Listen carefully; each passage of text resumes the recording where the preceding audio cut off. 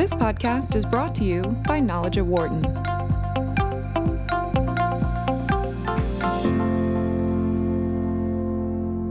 As our countries have continued to develop and grow, so has the number of republics as well as monarchies. The United Kingdom, of course, is one of the most historic, but what kind of impact do these structures have on government, the economy, and more?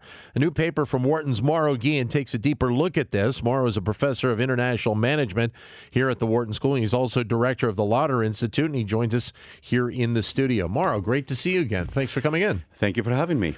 The importance for you of doing this paper and looking at these issues, and you do it from both a historic perspective, but also kind of leading into today. What was really behind the want to do a paper like this? Well, there is this big debate and this big controversy out there as to what is the best way to organize our government, specifically in terms of the economy, meaning what type of government is better for the economy. So there's been a lot of discussion about whether it's better to have a democracy or it's better to have a dictatorship. And also another dimension to this debate has been whether monarchies have a reason to exist today, right, after so many years of essentially industrialization and modernization of all of these kinds of government structures. And I was approaching this research with a very open mind. I wasn't expecting monarchies actually to perform relatively well in terms of delivering higher standards of living for the population. But that's, in a nutshell, what I found. Well, how specifically are they better in today's age than you would have expected? So my argument is that the form of government has an immediate, direct effect on the protection of property rights. And that is really important for the economy because, as you know, you want companies to not be abused by the government. Sure. You want individuals also. Their property not to be confiscated. You want intellectual property rights, something that is these days being discussed very widely in terms of the relationship between the U.S. and China, also to be protected. So my question was, okay, so if property rights are so important for the economy, if we know that when people feel that their property is safe, then they're more willing to invest, and therefore they're more willing to, or they create more jobs, and everything then, moves forward on the economic front. Who does a better job at protecting property rights? Is it dictatorships? Is it democracies? Is it monarchies, right? So that was a basic question that I was asking myself. But seemingly, in looking at some of the data that you have, from a historic perspective, there was a shift, I guess, in the 1930s, maybe started the 1940s, where you saw a lot more republics and monarchies start to come into account. Well, of course, because we had way more independent countries in the world. Yeah. Remember that, especially in the 50s, 60s, 70s, many more countries in the world became independent. But, one of the most interesting things is that, the number of monarchies in the world, has been rising over the last few years. I mean, of course, we have many more republics in the world. We have 190 countries altogether in the world, independent. Only about 22 or 23 today have the monarchy as the form of government. There is something about monarchies that keeps them in place. And some of that is, the economic performance that they deliver. And I guess part of that, you look at the example of England, of the United Kingdom, and what that has done historically, especially over the last, I would say, like 50, 60 years, correct? No, absolutely. Yes, absolutely. So we have, it's a mixed bag, the same way that democracies are a mixed bag, the same way that dictatorships, when they're republics, is a mixed bag. Mm-hmm. We have some monarchies in the world that perform economically extremely well, like the UK, Sweden, Norway, the Netherlands, Denmark, Japan, right? And we have others that don't perform as well. But when you compare them to republics, right, on the republics front, you have countries that do really well, like the U.S. or Germany. Right. Or Italy, economically, but then you have many others that don't do that well. You mentioned the property rights, but in terms of, I guess, the structure of the government and how that government reacts with, and you alluded to it a second ago, reacts with companies, reacts with its people, that probably is a key component in how the economy ends up building up or not, how the country ends up building out its GDP or not, correct? No, absolutely. So there are essentially three things to keep in mind, right? So property rights come under attack, right? They get undermined under three specific situations. One is when there is social or political conflict in the country. Sure. We know that always leads to undermining of property rights. And then again, that has negative economic consequences. Sure. The second one is when politicians perpetuate themselves in power, because then, as they get used to being the ones who run the government, then they become abusive and they tend to privilege their friends and so on and so forth. And that's why we have term limits, right? Right, yeah. And then the third thing is just in general checks and balances on the government, right? So whenever there are checks and balances, the Congress can exercise a veto power over what the executive wants to do, or the judiciary, right? When you have a court system that works, then essentially that's something that also tends to protect property rights. So in other words, the executive branch of government cannot act arbitrarily against somebody they don't like a company, expropriating the assets of that company, or against an individual, right? So in other words, the argument here is that, or the question that I was asking myself was, okay, so in conflict, you need to reduce that. You need to reduce the number of years that politicians stay in power, because we know that they become abusive sooner or later. Yeah. And then you want to have checks and balances. And then the issue is, okay, do republics do a better job at that? Or is it monarchies that do a better job? And what I find in my paper, using data since the year 1900, over the last 110 years, for nearly 150 countries in the world, on average, what I find is that monarchies do a better job at protecting property rights. And that's very counterintuitive. I understand that many listeners might be wondering, oh my God, I mean, that sounds like really weird, because the image that people have of kings and queens, in the distant past is just taking. Well, yes, they're arbitrary, in many cases, absolutist rulers. But, monarchies have changed. Not all of them, but many of them have. Yeah. And they're now what we call constitutional democratic monarchies, like the ones in Europe or in Japan. And they tend to be very protective of property rights. And that they tend to have a better chance of reducing internal conflict. They tend to put a limit on politicians that want to, prime ministers that want to abuse their power. And that they offer an additional check and balance, right? How balanced is the ratio between monarchies that do have the democratic structure behind it and ones that do not have a democratic structure behind it? Because obviously, as you lay out, if you don't have the democratic structure to a degree, you're going to have people staying in power year after year after year and abusing the ability to collect benefit, to impact property rights, et cetera. Absolutely. So in the world today, for every 4 monarchies that are democratic and constitutional, we have one that is non-democratic. Right. And unfortunately, many of them are in the Middle East, as you know. Sure. Yeah. But realistically, I don't think there's a shift that you would see that ratio go even more to the Democratic side, correct? Well, we shall see. But obviously, the historical trend is towards monarchies, essentially, or kings and queens accepting a constitutional order and accepting democracy. So all of those monarchies in Europe and also in Japan, right, over the last 100 years or so, have sooner or later essentially accepted the democratic rules of the game. And that, of course, is an additional strength, right? Meaning, so you can get all of the benefits from being a democratic country with a constitutional order, and at the same time, you get some of the benefits from having a monarchy in place. So when you, let's just compare for a second. If you compare, let's say, the UK with one of the monarchies that is in the Middle East, what is it about the UK or England that really they do that allows them to be able to continue to have the growth? And I wonder if part is the partnerships that they have within the EU and the other countries in Europe. Of course, but specifically about the issue that I've been discussing, which is protection of property rights and how that translates into more economic growth and higher standards of living. It's very clear. So the monarchies that are not democratic, right, the ones, for example, in North Africa, like Morocco, or in the Middle East, so they have one advantage, right, over a country like the UK, which is that when it comes to overcoming social or political conflict, they can engage in repression. Right? Yeah. Now, that is an advantage in the sense that maybe they can get away with it, although I think in the long run this comes back to haunt them.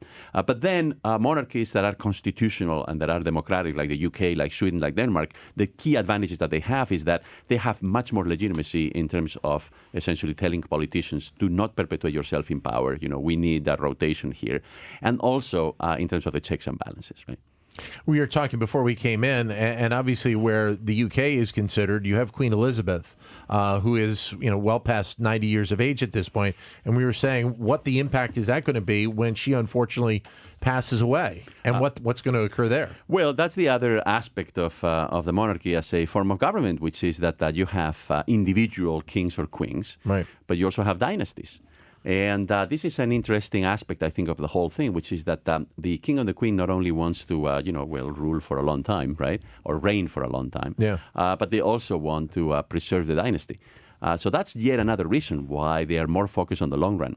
And if you're focused on the long run, then you're bound to be more protective of property rights, right? And therefore, you're more likely to, for example, put limits on politicians that want to abuse, right? Yeah. And as you know, Queen Elizabeth has been, within her constitutional role, has been very good, actually, at, telling some of her prime ministers, look, I think you're doing something here that is not appropriate, right? Yeah. So even in a constitutional monarchy, this figurehead, which is the queen or the king, can play a role, right? So it's just that particular person and their decision on how they approach it, whether they feel like they have to have their thumb pressing down on the government 24/7, 365, or whether I think in the case of Queen Elizabeth, she steps back and only interjects herself when she feels that it's necessary. Absolutely. And, I would also like to bring in a psychological mechanism here, which is that if you're the prime minister and there is a higher authority,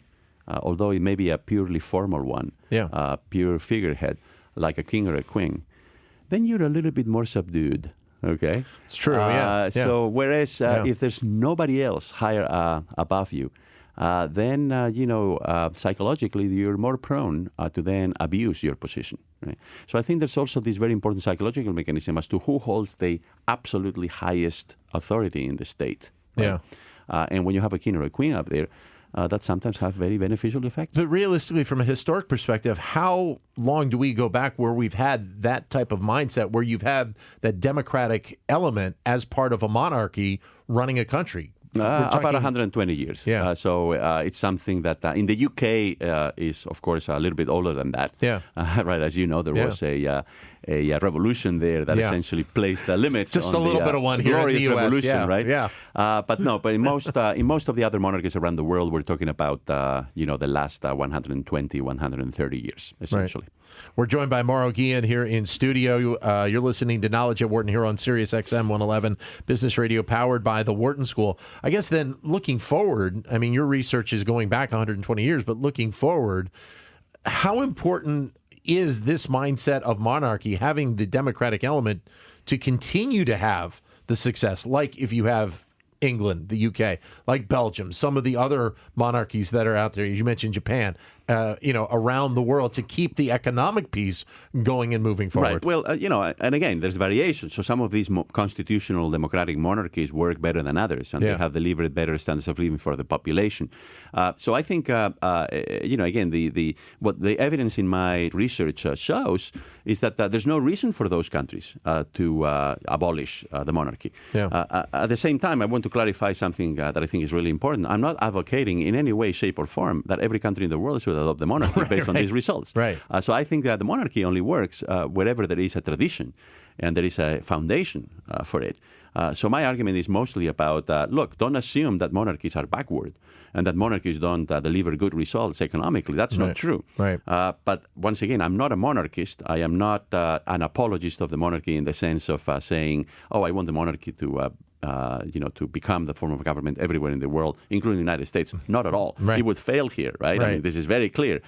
So I think the argument is more that there's no point in those countries in which the monarchy works well to organize a movement to get it abolished, because it does produce higher standards of living, as I demonstrate in the paper. Are there elements of the Republic that also you have situations where the Republic can be a very good one, that is managed well and run well? Absolutely. In comparison to republics that are not? Absolutely. So once again, if we examine the impact of forms of government on the protection of property rights, which in turn produces better economic results in the end and higher standards of living, there are two types of republics that tend, on average, to produce better results. Okay, so one is parliamentary republics, Okay, so those are ones in which the head of state is a different office than the prime minister. Right. Okay, so Germany would be an example of that. Right.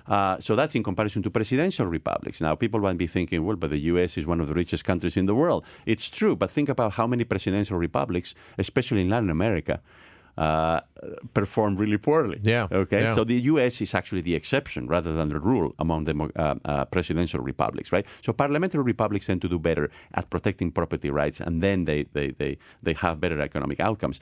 And then the other one is democracies in general. So republics that are democratic as opposed to dictatorial, right? Yeah. So they tend to also, right, with some exceptions, okay, Right. but they tend to, on average, protect property rights to a greater extent, and then once again results in higher standards of living for the population. Is the issue of protecting the property rights? I would imagine it's both dealing with the citizenry, but also with the, as you said, with the corporations, with the companies. Absolutely. You know, so It's it goes all the way up and down the spectrum. Absolutely. So property rights, it's a legal framework. Yep.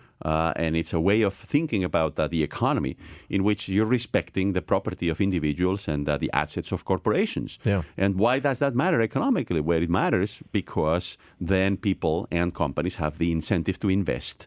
And if they invest, then they will create jobs. Yeah. So if you believe in the market economy, property rights are a very important component of the market economy because, Yeah. once again, a good protection of property rights provides incentives for innovation, for investment, for job creation. Yeah.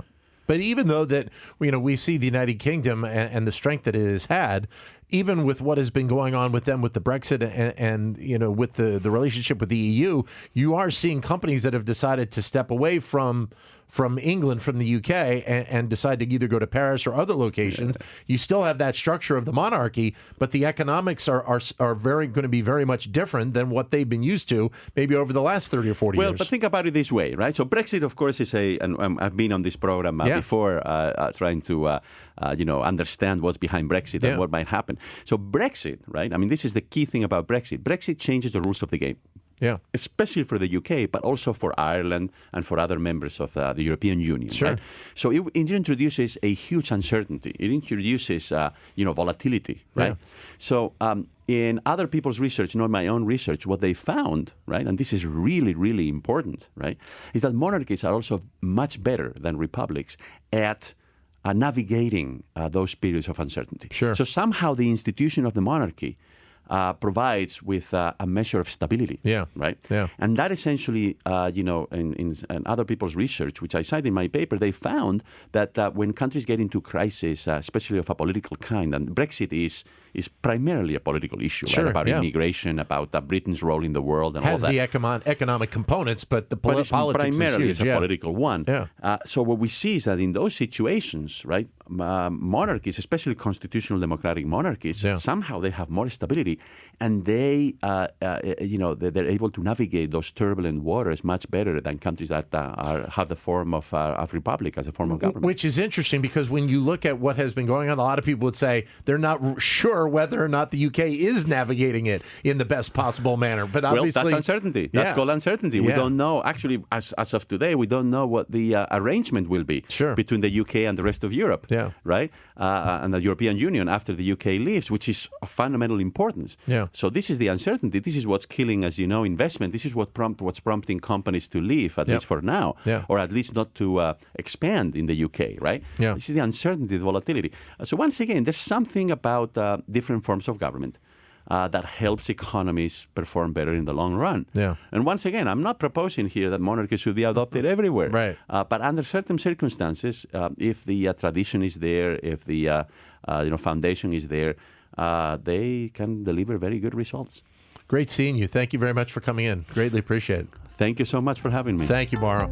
For more insight from Knowledge at Wharton, please visit knowledge.wharton.upenn.edu.